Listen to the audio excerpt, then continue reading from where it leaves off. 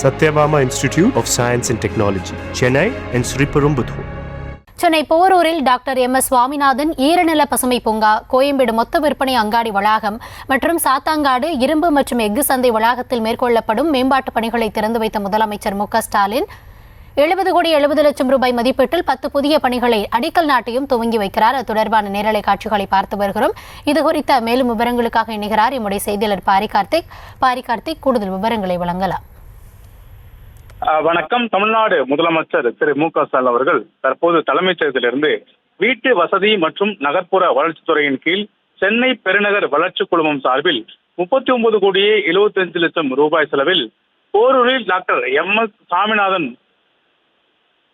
ஈரநில பசுமை பூங்கா மற்றும் கோயம்பேடு மொத்த விற்பனை அங்காடி வளாகத்தில் சாத்தாங்காடு கோயம்பேடு மொத்த விற்பனை அங்காடி மற்றும் சாத்தங்காடு இரும்பு மற்றும் எஃகு சந்தை வளாகத்தில் மேற்கொள்ளப்படக்கூடிய மேம்பாட்டு பணிகளை திறந்து வைத்து அதே போல 70 கோடியே 70 லட்சம் செலவில் புதிதாக கட்டப்பட்டிருக்கக்கூடிய 10 புதிய திட்டப் பணிகளுக்கு அடிக்கல் நாட்டி வைக்கிறார். தொடர்ச்சியாக தமிழ்நாடு அரசின் சார்பில் கோயம்பேடு வணிக வளாகத்துக்கு கூடுதல் நிதி ஒதுக்கி புதிய வளாகங்களை கட்டுதல், மேலும் பசுமை காய்கறி உற்பத்தியை மேம்படுத்தும் வகையில் விவசாயிகளுக்கு பல்வேறு விஷயங்கள் நேரடியாக விற்பனை செய்யும் வகையிலும் அங்கு ஏற்பாடுகளும் செய்யப்பட்டிருக்கின்றன. அது மட்டுமல்லாமல் புதிய கட்டிடங்கள் மற்றும் வணிக வளாகங்களுக்கான நிதிகள் ஒதுக்கப்பட்டு அதற்கான பணிகளும் தொடர்ச்சியாக நடைபெற்ற நிலைதான் தற்போது தமிழ்நாடு முதலமைச்சர் அவர்கள் தலைமைச் செயலகத்திலிருந்து வீட்டு வசதி மற்றும் நகர்ப்புற வளர்ச்சித்துறையின் கீழ் சென்னை பெருநகர வளர்ச்சி குழுமம் சார்பில் 29 கோடி 70 லட்சம் ரூபாய் செலவில் பல்வேறு திட்டப்பணிகளும் அதே போல 70 கோடியே 70 லட்சம் ரூபாய் மதிப்பீட்டில்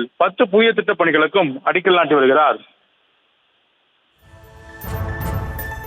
விவரங்களுக்கு நன்றி Pari Karthik. Satyabama Institute of Science and Technology, Chennai and Sriperumbudur.